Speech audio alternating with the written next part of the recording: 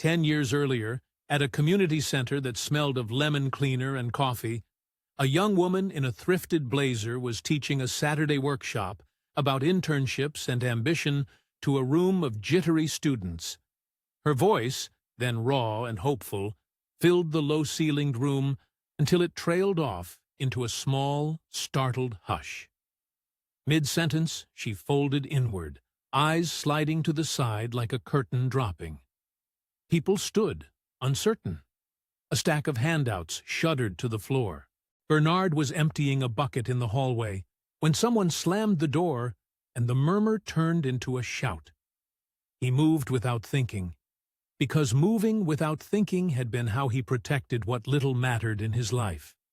He stepped into the fluorescent light, apron still damp on his hips, and found the young woman on the linoleum like a fallen thing. She was pale, forehead slick with sweat, and the room's optimism seemed to leave with her breath. He knelt. He had seen collapses before, on playgrounds, outside bodegas, during church bazaars.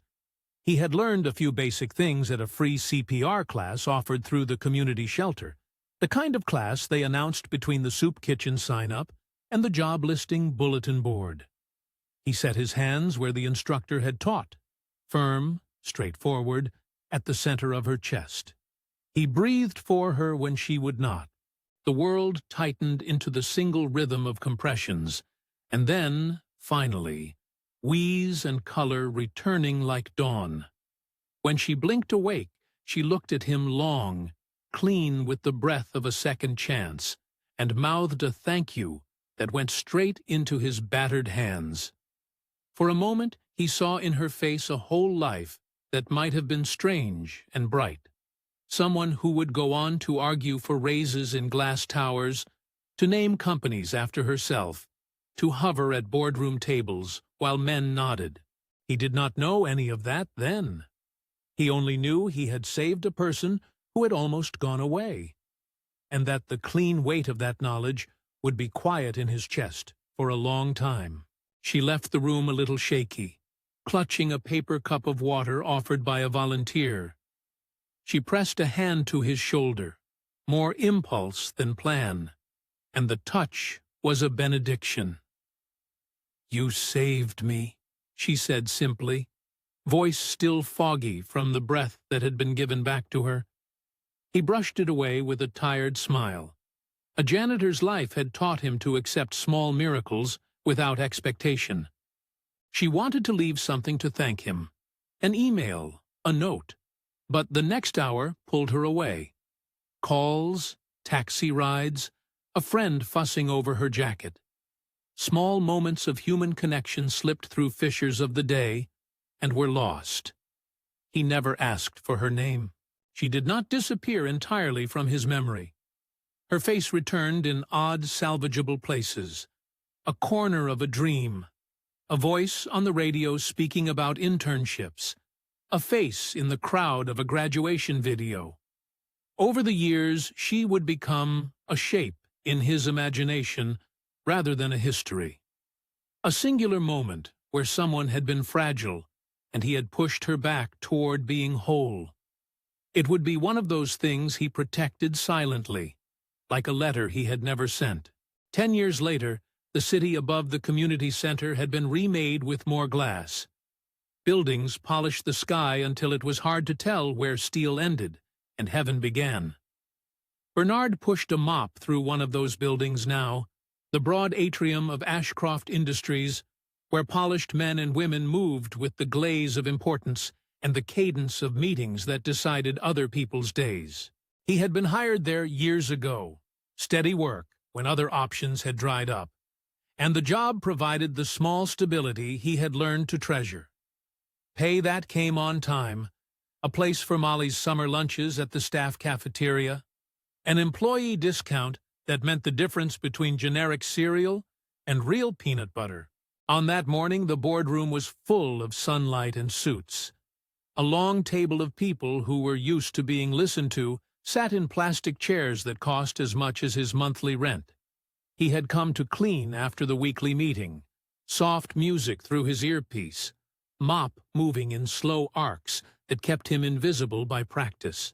He was halfway to the glass partition when the meeting upstairs fractured into a sound that stripped the polite air.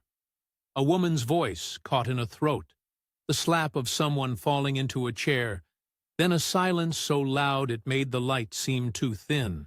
By the time Bernard stepped into the boardroom, the woman was on the floor, neck bent at an angle that suggested the world had folded for her. A chandelier of phones hovered over her face. Hands flitted like birds without landing. Bernard felt the old, trained muscle memory, the class he had taken on a wet Saturday, the image in his head of chest compressions, the instruction to act. He moved toward her with the mop still in his hand, the mop's handle an absurd baton as he crouched and set his hands in the center of her chest. "Move back," someone shouted, a man whose voice had been trained by conference calls and polite barbecues. But their shouting was spectacle. Bernard's hands did the work. The room narrowed. He heard the tiny, crucial noises, the soft flop of pages as a briefcase hit the floor, someone's breath hitching, the muffled hum of the building's HVAC. He kept his shoulders square and counted in the rhythm he had been taught by an instructor who once said, "It's not drama, it's math." When the air came back into the woman's lungs, when pink crept beneath the skin of her knuckles, the room exhaled as one. She opened her eyes and blinked up at him like someone surfacing from a long dive. For a sliver of a second, their gazes met, and something in that stare threaded time. The tired, familiar eyes of the man who had saved her in a community center long ago flickered like a memory in the periphery of recognition. She tried to speak. Bernard wiped his palms against his trousers and stood, a janitor who knew how to be small in a room not built for him. What happened next moved faster than Bernard could process. A woman 2 chairs down, an executive with hair like a steel helmet, and a ringtone that suggested important associations, pitched her voice toward the director of security with that practiced, clipped cadence of people who had rehearsed absolutions. "We need to make sure this is handled," she said.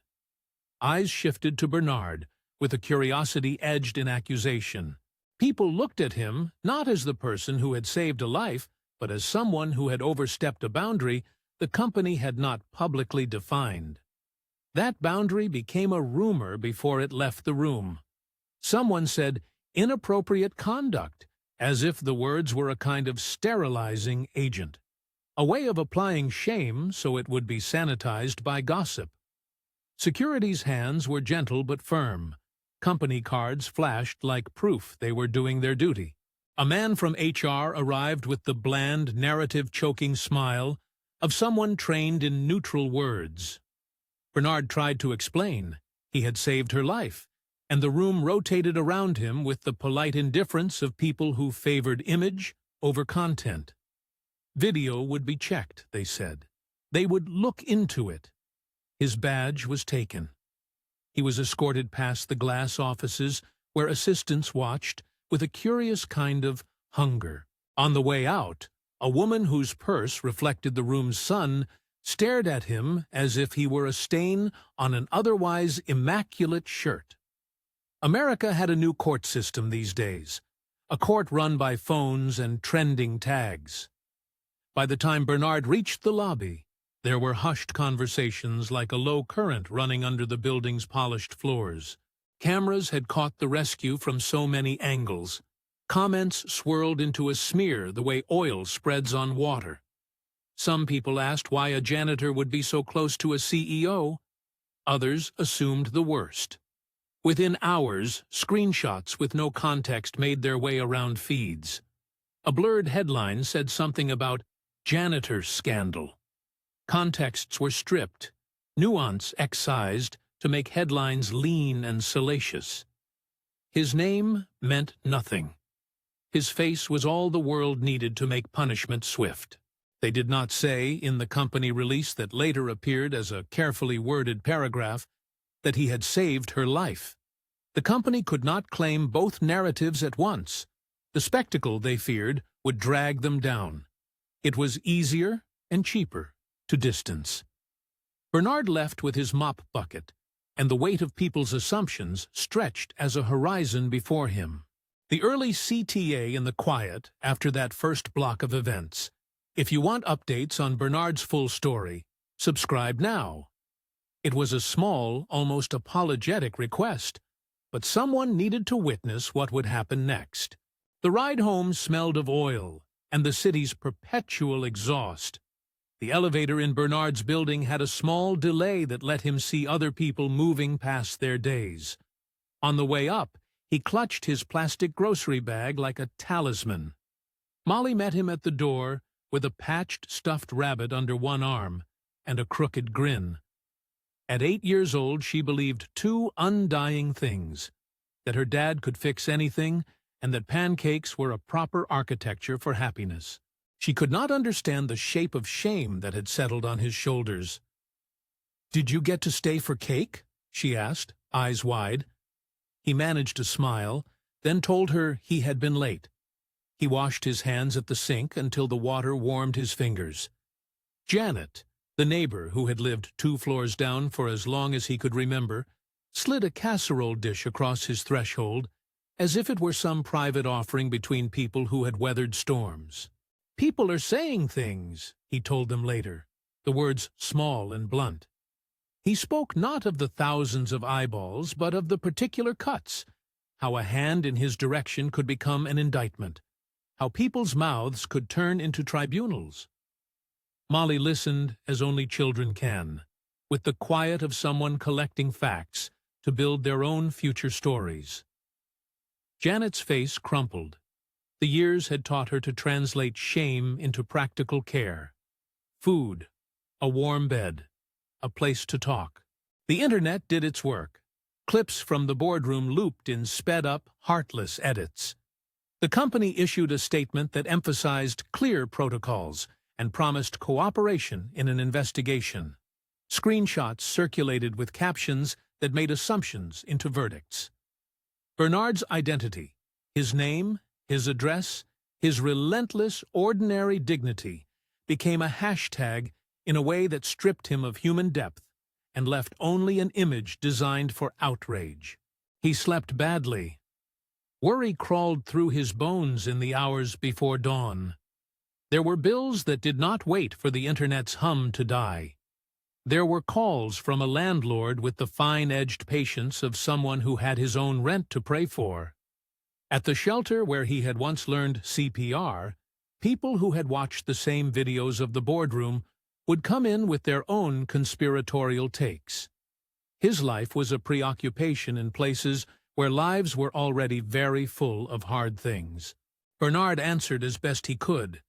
Questions about whether it felt frightening, whether he had thought of suing, why he had not recorded his version earlier. He did not have answers that satisfied. Alexandra Ashcroft's life, by contrast, had grown in public gravity. 10 years after the community center, she sat inside the same building whose atrium Bernard scrubbed. Her office was a room cut of light. She had learned how to make decisions that rippled into hundreds of accounts, and how to sign memos that shaped policy. What she had not learned was how to stop a memory from knocking at the edges of sleep. Lately, the memory had been louder. Small flashes of a man's hands, damp with work. The smell of something, coffee grounds or floor wax, snagged to the root of a dream. She would wake with the taste of peppermint gum and feel the old thank you lodged in her chest like an unfiled receipt. That night, she could not ignore the unease. Her assistant left a terse message, some strange incident. Security had an odd transcript. There were rumors online that must be contained. She watched brief, sanctioned clips of the boardroom rescue, and for the first time truly saw the man who had performed it. He looked older now than he had a decade ago. His hands were the same hands she thought she remembered. Knuckled, steady, the kind that had worked objects smooth by friction. Seeing him perform the same life-saving motion on the floor of an office building after 10 years produced in her something like vertigo, a rising tide of guilt and clarity. What if this was the man she had glimpsed all those years ago in a different light? Her first instinct was corporate. Call legal. Craft a statement. Ensure optics were tight. But another voice rose over the hum of the legalese, a voice from that long-ago moment that wanted, simply, to correct an injustice. She found herself requesting the footage. Security brought the raw files, multiple angles, the wide shot that captured the stunned executives, the close-up that caught the dirt of fear on the soles of a man's sneakers. She watched and watched, frame by frame. The footage did not apologize for the world it represented. It only recorded the truth as it had happened. His hands struck like instruments of habit. His shoulders pinned the world down to something that could be counted. When she watched, memory came back to her full and startling. The smell of lemon cleaner and coffee from a decade earlier. The faint scar near her collarbone where a volunteer had pressed to find a pulse. His voice soft in a crowded room. Tears she would not have expected came anyway. She saw him in a different frame, barefoot in a hallway, goggles of determination cutting across the dim light of a community center. And the two images overlapped like a double exposure. The man in her company's boardroom and the man who had knelt in a small room 10 years ago were the same. The dissonance struck her with an odd force. How had she not recognized him sooner? How many people had saved her life without receiving anything back? She pulled up images from that dusty memory. A smile that had been half ashamed and half relieved. A calloused thumb that had brushed away a strand of hair from her forehead. She felt the tiny injustices of the intervening years like burrs under a sleeve. The way decisions are made in favor of comforts and for reputations, and how easy it is to press a person out of the frame when doing so preserves an image. She should have stopped there with a private apology. Instead, she scrolled the internet and found the smear, the careful language that had been used by the company to displace responsibility, and understood that his public humiliation was their comfort. That understanding felt like a clean, sharp anger. If she had risen on the momentum of a rescued breath, how could she not now step forward for the man whose hands had given it to her? She requested his name, then his location, then the times he'd been at the building. Policies and protocol tried to block her. Legal enclosures, PR counsel saying that a public statement could complicate brand positioning. But a memory is sometimes an engine that will not be stalled by counsel. She signed off on a request for an internal clearance on the footage and ordered someone she trusted to find him. Finding him would be the simple, human next step. Not a press stunt, not a calculated exoneration, but a private act of recognition. When Bernard's phone lit up with an unfamiliar number, he almost did not pick it up. Faces that called these days were often creditors. Instead, a voice that had the soft certitude of privilege and the sudden rawness of someone who had been touched by care said, "My name is Alexandra Ashcroft. I think you saved my life." He was 30 feet from the kitchen when he slipped the phone to his ear. For a moment, the voice sounded like something from a radio, oddly out of place in his cluttered apartment. "Who is this?" he asked, because it seemed polite to ask. "It's Alexandra," she said. I'm the woman from the boardroom. I saw the footage. I think I remember you from before. I want to find you." There was so much in her words. The admission of recognition. The tremor of a person who had sat at a big table and found the table wanting. Bernard listened. There was anger in him. A slow, coiled thing for the way the world had chewed him up and spat him out for doing the same work as always. And there was also exhaustion that had nothing to do with the smear. There is a peculiar kinship between people who have watched their lives be reframed by others. It can be soft and brittle at once. "Why now?" Bernard asked. The question was simple, because the answer felt like it needed to come. What would she do now that she had seen him? Words from her earlier life, tiny, bright fragments, rose in her voice like moths. "Because it shouldn't have happened," she answered.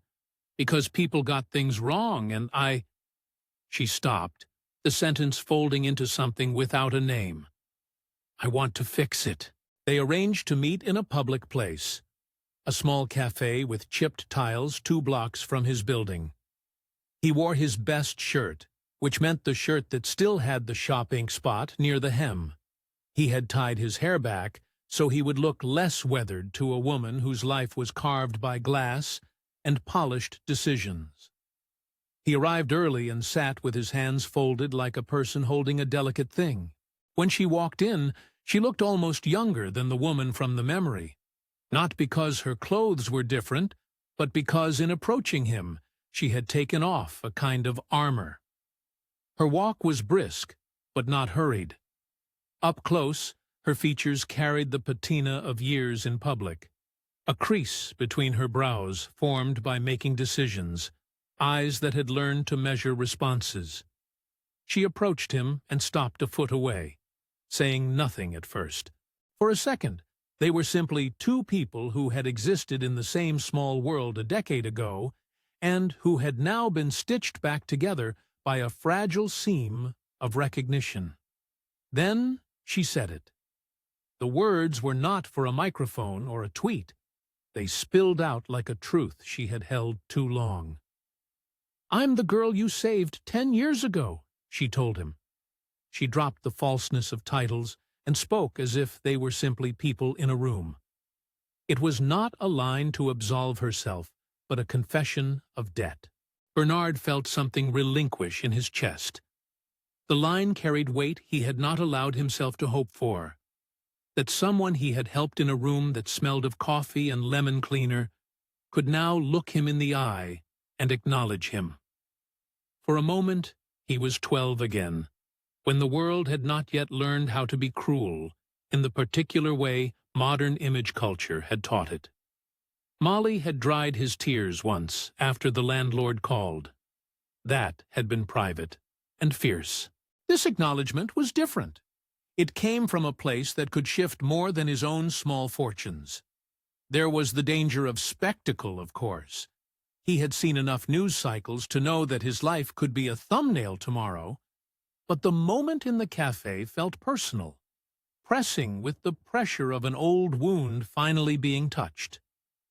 It was a beginning.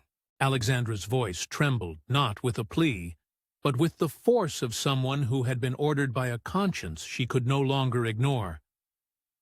"I couldn't stop thinking about it," she said. "I watched the footage. I saw you. You saved me then, and you saved me again today. They fired you. That is not right." Bernard's laugh was small and twice broken. "They said it was inappropriate," he said.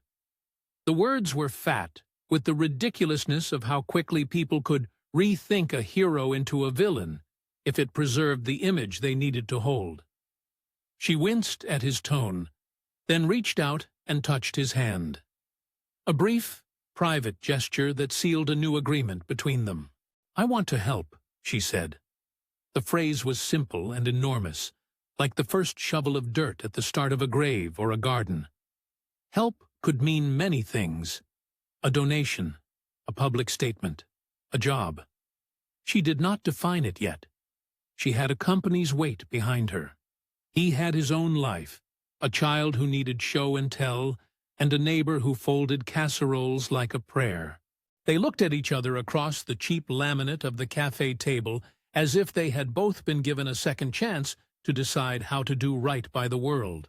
Outside the window, the city's glass facades collected light like trophies. Inside, the two of them were small and human, and suddenly visible in a way that mattered. Bernard felt the roughness of the world at his palms and the softness of the possibility that someone with power might use it differently. He thought of Molly, and of how he wanted an explanation that could be more than a press release. Alexandra's eyes carried the pressure of someone who had decided to act, but he also saw the machinery of her office nudging at the edges of her resolve. Memos, PR strategies, people who counted risks like bank statements. He could have asked for a lot. He could have demanded public apologies, prescriptive law, a job that would secure his daughter's future. Instead, he said, "I don't need a lot. He stopped, because to list his needs would make them a transaction rather than a restoration. He wanted dignity, yes, and a chance for work without suspicion wrapped in it. He wanted recognition to mean something more than a headline. She sat back, fingertips pressed to the rim of her coffee cup. For a moment, they were two people negotiating the geography of a new understanding, the space between gratitude and responsibility. Then, a commotion at the cafe's door. A parade of phones and a camera lens, not aggressive, but curious, tracking the woman who had pioneered industries from the pages of a magazine. A headline might be forming outside, even as the two of them sat in silence. The city's appetite for stories was a living thing. It smelled blood in any narrative that threaded power to human folly. Outside, a snap of a camera shutter sounded like an intrusion. The quiet between them tightened like a wire. Bernard felt the way the world loved to reduce complicated things to shareable packages. Alexandra watched him watch the door, then leaned forward. "I promised I'd look into this," she said, the weight of promise made and the machinery of corporate life grinding into place. "If you let me, I want to clear your name. I want to make sure they can't use you as a shield anymore." He looked at her, trying to read whether this was a decision made out of guilt or one of genuine care. She sounded sincere, but the memory of being shoved aside by PR statements and boardroom posturing had taught him to be careful. Before he could answer, a young man who had been in the cafe rose and approached their table. He pushed a phone into the air like an offering and said, "Ms. Ashcroft, there are people outside who want to hear from you. They say this is a big story." The world wanted spectacle. The man read the room with the blind optimism of the young who believe that exposure is always good. Alexandra nodded, then turned back to Bernard. "Will you let me help?" she asked, framing the question not as a demand, but as an offering that required his consent. The decision felt larger than either of them in that moment. Bernard thought of Molly asleep under the patched quilt, of Janet's casseroles, of the way names were given and taken away on the internet for the lack of a better thing to do. He thought of the community center where someone had once thanked him, and how a life could be a series of small decisions that accumulate into either dignity or ruin. He answered softly, "I don't trust quick fixes." She sighed, then smiled in a way that was both rueful and determined.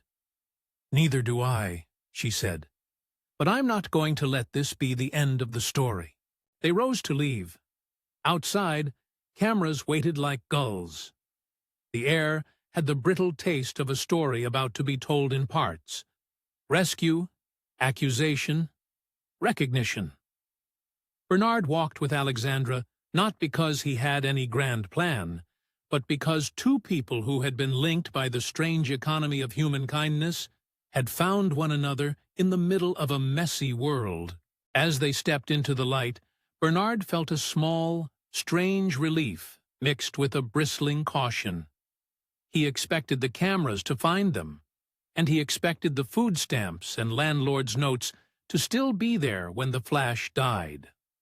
What he did not expect was a woman's confession of a memory like a key, something that could unlock a decade of obscurity. The thing about being seen, he realized, is that it is both a balm and a beginning. It does not erase the nights of scraping by. It only opens a different possibility. that someone with power might move in the direction of repair rather than rhetoric. For the first time in a long time, the idea of being part of something larger felt not like a headline, but like a hand-lettered thread he might grasp. They parted with plans that were more promises than plans. She would talk to legal about releasing footage, she would draft a public statement that acknowledged her debt, and she would offer to help secure immediate relief.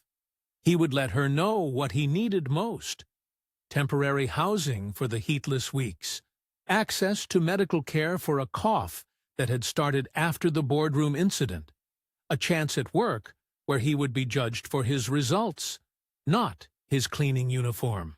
Neither naive nor certain, they walked away from the cafe with a tentative pact. Yet the city is always ready for a counter-narrative. Not everyone who noticed Alexandra's interest in the janitor welcomed it. Inside glass offices 2 blocks away, Tyler Brigham, the CFO with the knack for shrinking crises into spreadsheets, received an email redolent with concern. The company's PR manager, whose life was organized around preventing things from being said about their company at all, saw the word liability and tensed. "Do not let this leak," Tyler told his assistant with a voice that favored quick solutions. "We can't have the company associated with this kind of story. Reputation is a fragile asset." He meant it in the way men mean the markets. A public relations issue could unbalance billions. For Tyler, the quick fix was the calculus of optics. An admission of wrongdoing was only tolerable if it could be boxed into a narrative that maintained shareholder confidence. In the private corridors where decisions were made about what the public knew, accountability was a calculation. When Alexandra called Tyler to tell him she intended to clear Bernard's name, she found an argument that had been rehearsed. "We have to protect the company. A public statement could imply liability. We can provide support privately." The caution squinted at her like a man who had been taught to value reputation above human debt. She listened to the arguments as if they were waves washing over a shoreline. Some of them made sense. There were legal ramifications, shareholder expectations, 1,000 bureaucratic tilts that could easily be used as reasons not to act. But memory is a stubborn tutor. She had not come to the table merely to sign another carefully phrased release.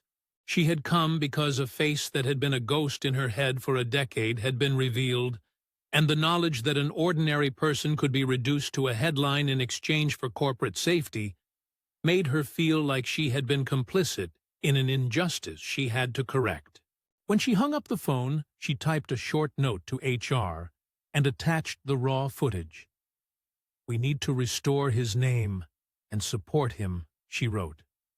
She stood by the window and watched the city, thinking of the tiny room where someone had once said, "You saved me," like a simple currency. She thought of the possibility that corporate intervention could either be a kind of penance or a genuine attempt at repair. Back at his building, Bernard watched the shadows move across his living room floor. He had done everything anyone had asked of him: saved a life, gone home, tried to keep his world together. The news would be awash of other people's opinions. He could not know yet what it would mean that a woman who could change narratives had chosen to see him. The night's quiet was broken by a knock.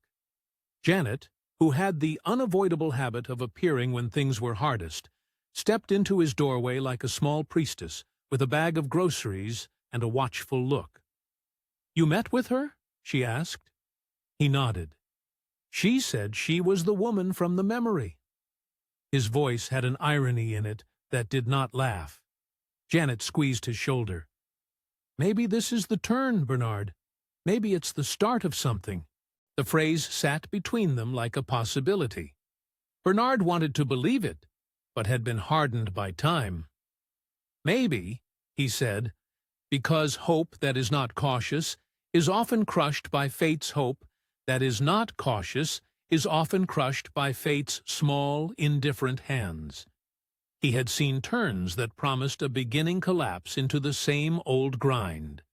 He carried that memory like a dent in a pocket watch, close and unavoidable. The next morning, Ashcroft Industries' internal channels hummed with a different energy. Alexandra moved faster than the PR maelstrom expected. She had learned in her career that speed could mean the difference between narrative and noise.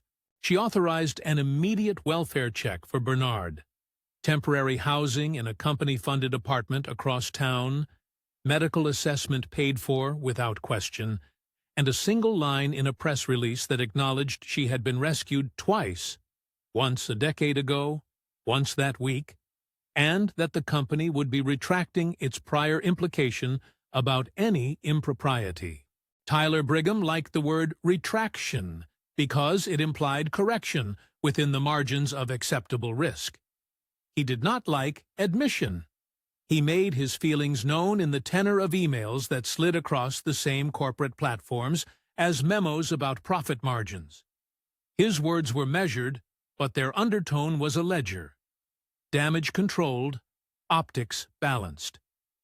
Keep the narrative narrow, he advised. We do not want to be the chivalry story. We want to be steady. Alexandra read his note and felt something in her chest that was a mixture of impatience and resolve. She forwarded it with a single addition. We will be steady, and we will be right. Then she called Bernard's number again. She wanted to make the help immediate and private, not a PR stunt. The private act felt to her like the only honest kind of reparative work. For Bernard, the company apartment was a strange, silent gift. It smelled faintly of lemon oil and something commercial, a scent designed to be agreeable to many. It was a single room with a view of another building's brick wall and, for now, security.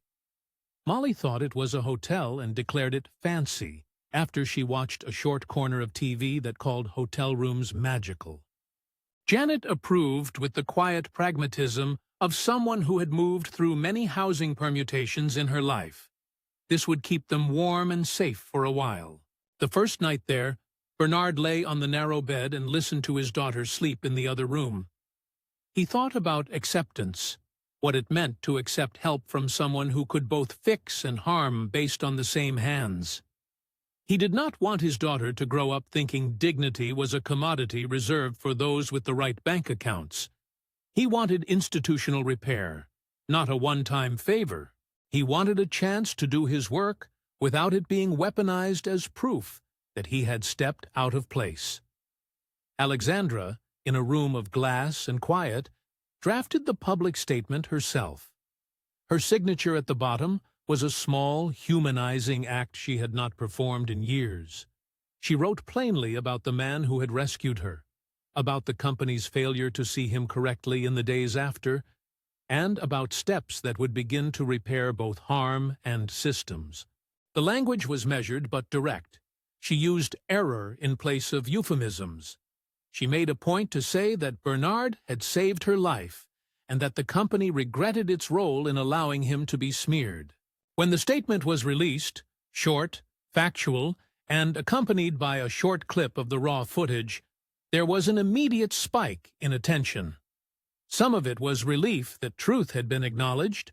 Some of it was suspicion that the CEO had suddenly found her conscience. Some of it was the kind of curiosity that turns into clicks. Bernard braced anyway. The internet does not usually accept corrections easily. Retractions can be as brittle as they are late. For a few days, the public narrative softened. Hashtags of support cropped up alongside the old snapshots. Good faith comments traded alongside cynicism.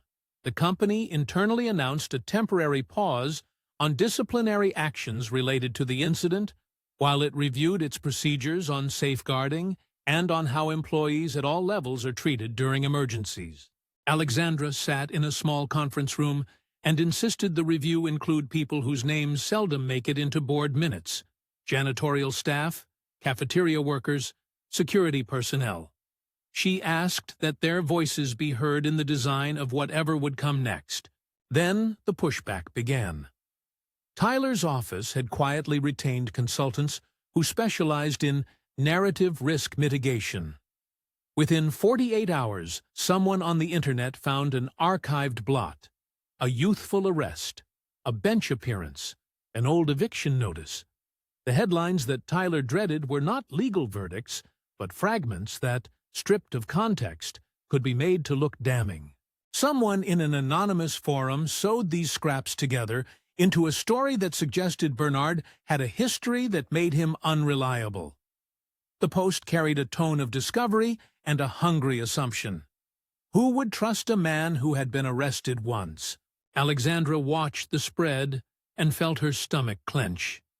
She had known this would be the next move in the playbook, dig and distract, but she had hoped better from people who had the resources to act differently. She convened a small team and told them bluntly that truth is not a single gesture and that repair required endurance. "We cannot let the man be erased again under a different headline," she said. "If there's context to be added, we add it. If there are systems to change, we'll change them. But we will not feed the rumor mill."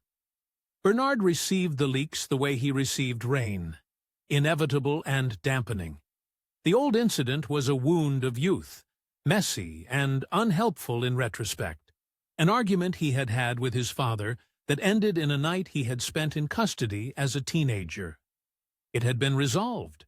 There had been no conviction, just a legal process and a youth's missteps. But pixels made it a scar for public consumption. People do not tend to care about the legal limits of their curiosity. The smear leaned on the memory of a youthful mistake to insist on a character judgment. He could have ignored it and let Alexandra handle it. He had no desire to trade dignity for spectacle. But the smear's particular cruelty was not that it uncovered something from his past. It was that it tried to define him by his worst hour. Janet called him and said, "You need to own it, Bernard. Let folks know you were young and you changed." Her voice had the kind of clarity that comes from watching the world be unfair and deciding to be practical about it. Molly, in her 8-year-old logic, believed in truth. She had a child's sense that saying what happened made the scary thing smaller. Bernard agreed to speak at a small internal meeting Alexandra arranged for staff and custodial teams. She insisted it be real. No PR scripts, no talking points. The meeting was scheduled in the company's cafeteria, a place where people ate and sometimes spoke plainly because the chairs made pretense difficult. The room was full of people who had been watching the story with varying degrees of hope and exhaustion. Tyler did not attend. He had a calendar full of numbers to manage and a reputation to keep safe. Bernard stood in front of the room with his coat still smelling faintly of lemon and oil. He felt the minutes of his life line up like a mental inventory. Molly's homework folded on the kitchen table. Janet's casserole dishes cooling by the stove. The CPR instructor's dry voice that had once said, "It's not drama, it's math." He told the room the truth. "When I was a kid, I got in trouble," he said plainly. "I was arrested for a stupid thing. The courts handled it. I paid my dues. I didn't hide from it. But that wasn't who I became. I worked. I learned. I took a CPR class because I wanted to know how to help people. I have been a janitor for years because it gave me a steady place to stand. What happened in that boardroom was me doing what I always do. Helping. That's the whole story." He did not add flair. He did not try to be a hero. He owned his missteps with the simple gravity of someone who knows his life is not a single chapter. The room listened. Some faces flashed with surprise, some with sympathy, others with the slow shift of people rearranging their assumptions. When he finished, there was a pause, like the one that follows a question that requires a heart instead of a spreadsheet to answer. Then a woman from sanitation, a quiet person named Rosa, who had always nodded at him in the mornings, stood up and said, "We see Bernard. We know what he does. He saved somebody's life." Her voice carried the authority of shared labor.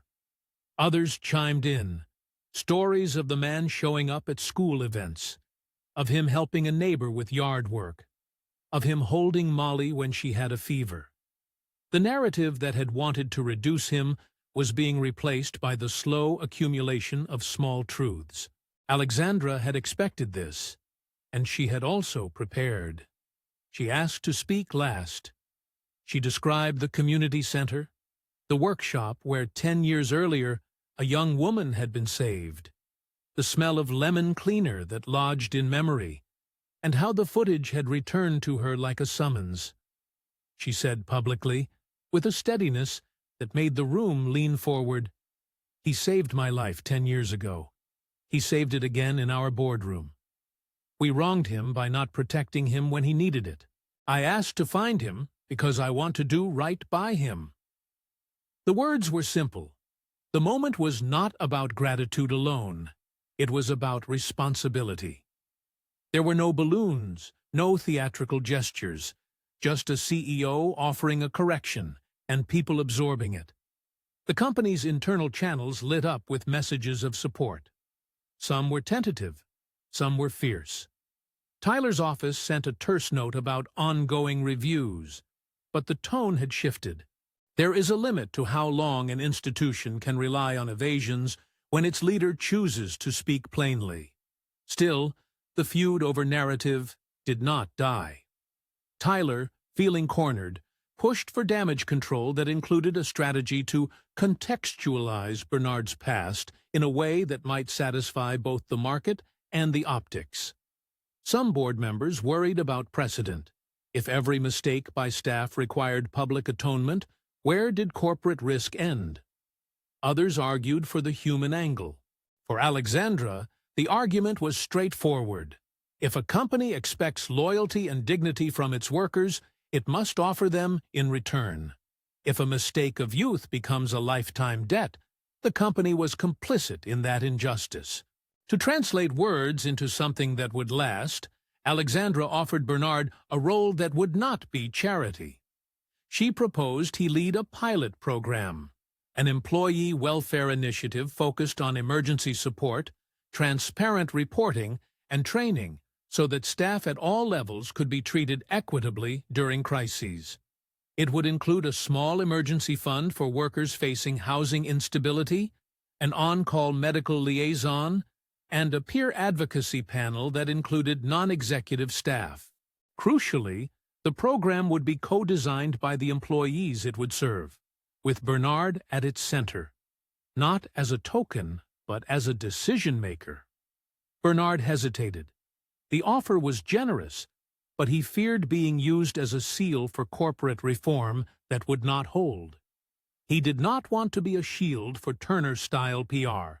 He asked for certain assurances, a transparent oversight mechanism, a community advisory board with outside partners, and a clause that protected him from being asked to be the face of change without input. Alexandra agreed in principle, and had legal draft the terms in a way that favored transparency. The signed agreement made headlines not as a vanity piece, but as a commitment, a company pledge to repair. Tyler saw the program as both risk and opportunity. He argued that a welfare program might create recurring liabilities. He suggested scaled training instead, something with a one-time cost. The debate cut through company meetings with the bluntness of differing fiduciary philosophies, one that measured everything in balance sheets and one that measured in human continuity.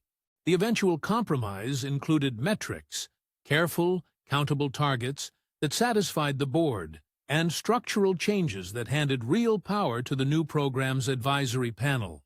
Announcing the program publicly meant facing the smear machine again. Opponents would say it was performative. People online would dig for reasons to dismiss it. Alexandra understood this. She scheduled a launch event not as a PR photo opportunity, but as a forum. Bernard would speak, employees would share experiences, and independent partners would present oversight plans. The press release invited local nonprofit leaders and community representatives to participate. It was intentionally designed to diffuse the story across many hands. In the days leading up to the launch, the small, sustained pressure of the Internet's appetite for outrage found a new angle. Tyler's faction quietly authorized a search for more dirt, and the results came in like cold rain. An old complaint from a landlord, a social media post from years before, that could be framed to suggest instability. Anonymous accounts began insistent narratives about how the company might be naive to appoint a man with a complex past to lead a program affecting employee welfare. The stories suggested risk to shareholders. They implied that compassion could be mistaken for imprudence.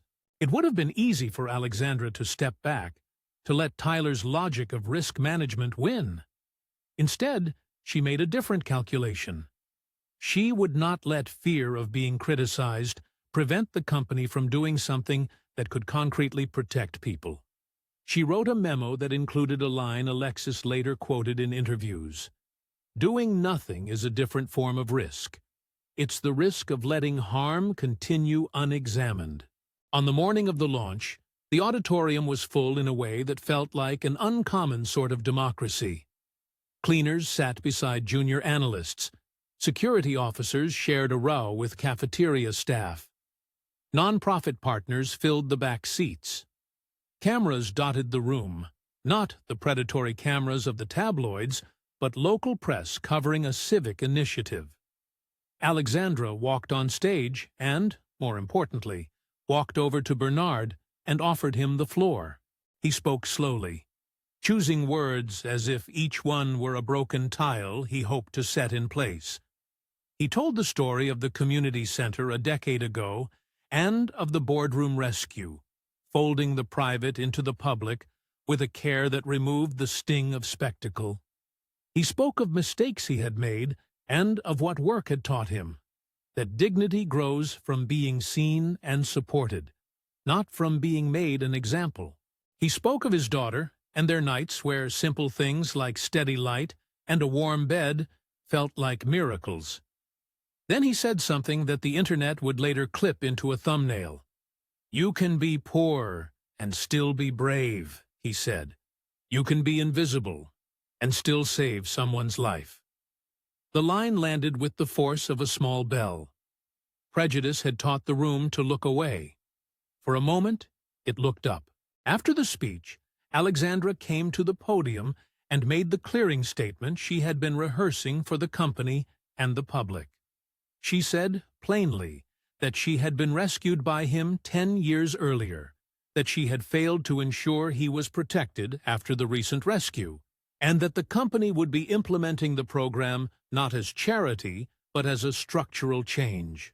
She announced that an independent board would review the program's outcomes and that she would personally fund a small seed grant to get emergency services running the first month. Her words were both apology and action. In the audience, Tyler sat tight-jawed, realizing that optics had been beaten by the momentum of genuine repair. Not everyone was convinced. A few commentators called it a stunt. Someone wrote an op-ed about the dangers of conflating kindness with policy. But the program had been designed with numbers and community partnerships. It had a budget, an external oversight committee, and concrete measures for transparency. The initial pilot showed immediate results.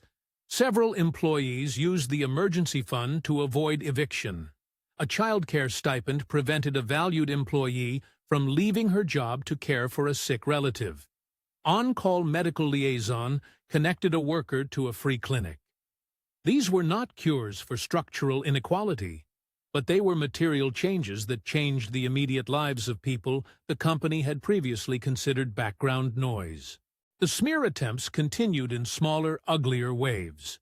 Anonymous accounts pushed an old rumor about Bernard into conversations about trust. They attempted to paint the program as a magnanimous cover for managerial failure. Alexandra, learning from her own earlier hesitations, did not respond with PR spin. She answered with more footage, more testimony, and the slow work of making the program's data public. She invited third-party auditors to publish regular reports. She hosted community panels that were live-streamed and open to questions. The constant transparency became a defense in itself. Truth assembled like a ledger you could check. The decisive moment came when Tyler's allies in the board attempted to attach a clause to the program that would allow them to override the advisory panel. They framed it as a safeguard. Corporate prudence dressed in language most would not question. Alexandra refused. She made the argument personal and public. If the company wanted to call itself ethical, it must be willing to give authority to people the company had historically left out of decision-making. The board voted. Tyler's override failed. The fallout cost Tyler more than he had expected. His insistence on tight control, his push toward tactical smokescreens, and the misreading of the public's appetite for earnest solutions left him with the only option his kind of man knows: resignation. He left under the professional phrasing of different strategic vision. But inside the company, Corridor's conversations had shifted.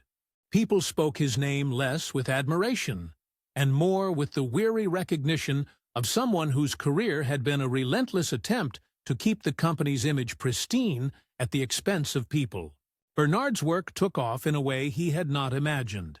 He hired a small team that included janitorial staff and cafeteria workers, people who had the experience of needing help and the insight to design it. The program's advisory board included community leaders and independent auditors. They produced a manual built from the real problems people faced: emergency housing vouchers that could be assigned without excessive red tape, an on-call wellness liaison who could navigate clinics and benefits systems, and a transparent complaints procedure that did not put workers through layers of bureaucracy before their needs were considered. He discovered something surprising about leadership. It wasn't about being loud or polished. It was about showing up and listening to the person whose name rarely made it into any roster. He became a figure many employees trusted, not because he wore any title well, but because he moved through the building showing who he was in small acts. Following up on cases, calling landlords, making sure a mother could find childcare for a night shift. The program did not fix everything. Some systemic problems persisted, as systems are stubborn things. But seeing results, fewer emergency housing displacements among staff that first quarter, increased retention among lower-paid employees, became evidence that small, honest programs could change lives. The program's launch and Bernard's leadership began to shift the culture in small, incremental ways. The company instituted a training program for managers about responding to health crises, emphasizing de-escalation and dignity. Securities policies were rewritten to clarify protocol. When someone is in a medical emergency, action happens first. Attribution and investigation can come later. The janitorial team received a modest but permanent pay increase and a new health benefit that included a limited number of counseling sessions. Public relations learned to work with transparency rather than spin. As the program matured, Bernard was invited to speak at a national workplace conference about dignity at work. He thought of saying no. What did a janitor have to offer a room full of HR professionals? But he accepted because he had started to see his voice as a tool. At the conference, in a room filled with people who wrote policies and trained managers, he told the story of the 2 rescues and the decade that connected them. He described the program's mechanics and the human results. He spoke carefully about how systems that appear neutral often take part in erasing ordinary people, and how a company's moral calculus must include those most vulnerable in its orbit. When he finished, the applause was not thunderous. It was measured and genuine. A few industry leaders came forward with the practical question that matters most. How do we scale this? He answered with a set of principles rather than a top-down instruction manual. Center people with lived experience. Make data transparent. Hold leadership accountable for outcomes. and insist that empathy be operational rather than ornamental. Molly watched him on a small, grainy webcast from the couch in their apartment, her stuffed rabbit tucked beside her. Janet came over with a pie and a look that said she had been watching the small revolution with pride. In the quiet afterward, Bernard sat on the balcony that looked out over the city and thought of the years when he had been brushed aside for being convenient to ignore. He thought of the tiny room at the community center, of the hands that had been taught to compress a chest until breath returned, of the weight of being visible. Years later, what began in the awkward, scrutinized days after the boardroom incident became one of many small projects that moved through the company. The welfare program evolved into an institutional pillar that other organizations began to emulate. Bernard's role changed from pilot leader to advisor. He trained people to listen and to trust that small interventions could change lives. Alexandra established an independent foundation to fund similar programs at other corporations, insisting on the same oversight and community involvement that had made their program credible. The company fired a few managers for misconduct that had been revealed by the program's more transparent grievance process. Those firings were not dramatic public executions, but careful, rule-of-law decisions that signaled a change of culture. It was not vindictive. It was an attempt to enforce standards that had previously existed only in brochure language. In time, Tyler's name became a chapter in corporate lore about the limits of risk aversion. The hard lesson was this: protecting an image at the expense of people is a short-term ledger that sometimes becomes a legacy problem. Alexandra's willingness to admit fault and to act created a narrative worth more than the company's fear of public scandal. People noticed, and some adjusted their practices. Others kept their strategies. The work continued. There were quieter victories, too. A young security guard, who had been afraid to act during a different medical emergency years before, now attended the company's first aid trainings without shame. A cafeteria worker who had considered leaving because she could not afford childcare found a path to promotion and a small scholarship that paid for a certificate program. The emergency fund prevented a family from becoming homeless the week before winter. Bernard and Alexandra's relationship evolved into a complicated mutual respect. They were not friends in the casual sense. There were still moments of silence and differing worlds, but they shared a commitment to doing more than correcting a headline. They had, through their messy partnership, created a new language inside a company that had previously preferred neutral euphemisms. One afternoon, a year after the launch, Alexandra invited Bernard and Molly to the company's rooftop garden for a small, unofficial celebration. The city stretched around them in a grid of light. Molly ran her fingers along the brass nameplate that had been placed on a small bench there in recognition of the program, an almost hidden touch that meant, to Bernard, that the world was beginning to remember him as more than a photo in a smear. The bench's plaque bore a short phrase: "For those who see." It was not about grand pronouncements. It was about the small architecture of being recognized. They sat and watched people move through the atrium below, security guards carrying groceries, assistants escorting interns, janitors pushing carts that, for the first time, felt like instruments of work rather than markers of invisibility. The light through the glass cut like a blade, and then softened into a warm wash. Molly asked to hold Alexandra's hand for a moment, and Alexandra, who had once been terrified by the city's appetite for image, accepted the child's offer as easily as someone breathing. As the sun lowered, Bernard felt a quiet that was not the dullness of resignation, but the kind that arrives after persistent effort. The small repairs were real. His rent was stable, Molly's school had been steady, and the program's early metrics were being discussed at external conferences as a model of corporate responsibility. He still had nights when worry found him. Provision is never permanent. But he had more margins now. For mistakes, for grace, for not having to be constantly on the defensive. The city shimmered with the kind of ordinary majesty that belonged to people who made an honest living. Streetlight, late buses, the low hum of life going on.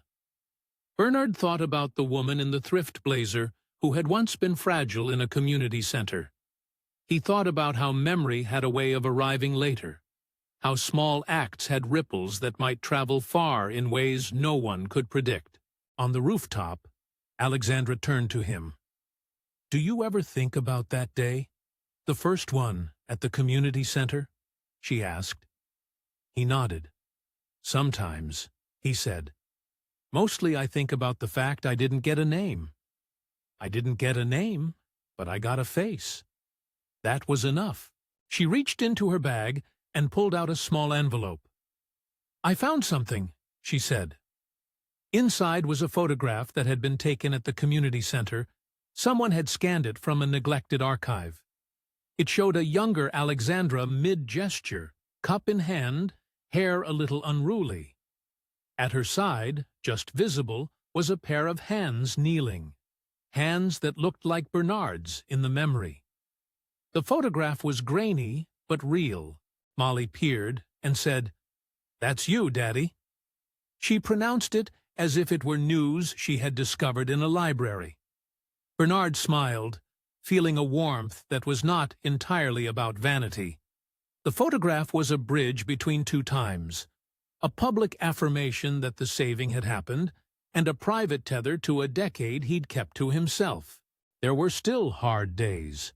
Some community members complained that a company program could not substitute for public policy, an argument Bernard agreed with, so he began to speak with local elected officials and nonprofit leaders about expanding the program's model into municipal shelters and community centers.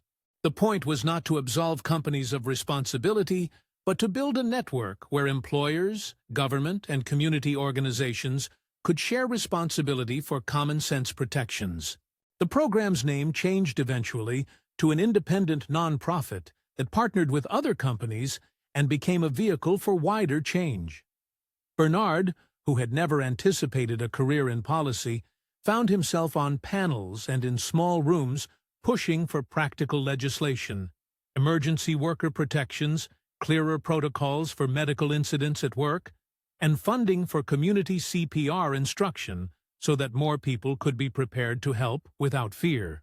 The final scene of public recognition came at a community conference where Alexandra introduced Bernard before his keynote. She stepped to the podium and did not hesitate. Her voice carried across the room and, for the watchers on the live stream, across the city as well. "This is the man who saved my life," she said. The words were the same she had once spoken in a cafe, but this time they were being said in front of hundreds, and there was a weight to their public utterance that had the force of restitution. Then she added plainly, "I am the woman he saved 10 years ago." There it was again, the sentence that had once been private, now spoken as a truth in a room that could no longer pretend it was mere gossip. Cameras clicked, but they were not predatory. They were witnesses. The line became the headline for some outlets, but there was no cheapness in it. It was a clear statement of cause and effect, of responsibility and renewal. Bernard, standing in front of an audience that had come to listen rather than to hurl verdicts, felt a tremor in his chest that had nothing to do with fear. The conference ended with applause and a sense that something fragile had been made public in a way that would stick. A person recognized for the humanity he had shown, and a company willing to be judged for how it would act. It was not a permanent solution to inequality, but it was a model: visibility, accountability, and structural action. The program expanded slowly, carefully. Other companies in the region reached out to learn how to replicate some of its mechanisms. Bernard traveled to other cities to advise and to tell the story, neither as a tale of singular heroism nor as an elegy of pain, but as a map of how people could be seen and supported. Years down the line, on a cooler evening with soft wind cutting down from the river, Bernard, Molly, and Janet stood on the balcony of the small apartment that had become their home. The city spread below them, a grid of lights that seemed to mock and comfort in equal measure. Molly, older and quieter now, leaned against her father and pointed to a small building across the way where a new community program hosted free classes. "You helped build that," she said simply. He put an arm around her and looked at Janet, who had been a constant in the background of their lives. She smiled that private smile that meant, in her head, everything had been earned. Bernard thought about how many hands had taken part in rebuilding something small and real. He thought of the photograph Alexandra had given him, framed now on his bedside table. He had told his daughter the story more times than he remembered, each telling making the memory more solid. He felt, at last, that the world had recognized him in ways that might hold. The work was not finished. There were fallbacks and critics, and days when the news would churn with other things, and he'd be reminded he had once been the subject of a smear. But there were other nights, more of them than not, when Molly could sleep without worrying about housing, and when Janet could bring casseroles without needing to calculate the cost. Those nights mattered. As the lights of the city flickered and the air cooled, Alexandra stood at the opposite balcony of the same building, watching the city she had a role in. She looked at the small lit window where Bernard's apartment lay, a beacon in a mosaic of lives. She had learned how to use power less to shield and more to open doors. There were times she still woke with the memory of being fragile, and of hands that had set her breathing again. Those memories had become a moral compass she consulted when decisions came that might otherwise be easy to make for convenience. In the quiet that settled like a benediction, Bernard turned to Molly and Janet and said, "We did not get here on our own." He spoke truth. The program, the city's shifting conversation, Alexandra's public admission, these are all parts of a longer arc. No person alone saves a life and changes a system. People together do. Molly, sleepy-eyed, yawned, and then whispered, "He was the man in the picture, Daddy. He was the one who saved you." Bernard smiled, the kind of smile that is both small and broad, because it carries the weight of everything that had happened and the lightness of having been seen. He rested his hand on the brass of the small key he had carried in his pocket since the early days, the same key he had once used to unlock the janitor's closet, the same key that had, in a sense, unlocked a door to being acknowledged. It was his motif for being seen, a simple object that fit in a palm, quietly important. When the story finally settled into the city's long memory, it was told in parts. A janitor kneeling in a boardroom, a CEO who remembered a thrifted blazer, a smear that tried to erase, and a program that tried to repair.